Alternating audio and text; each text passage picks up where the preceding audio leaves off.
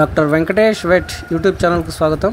ఈ వీడియోలో చూస్తున్న ఎద్దు 6 నెలలుగా మందగుదితో బాధపడుతూ ఉంది. దానికి సర్జరీ చేయడం జరిగింది.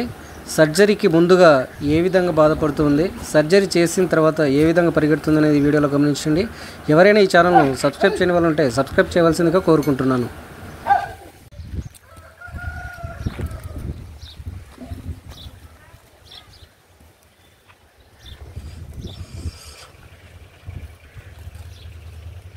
ముందుకెళ్ళండి, మీరు వెళ్ళండి, ముందుకెళ్ళండి.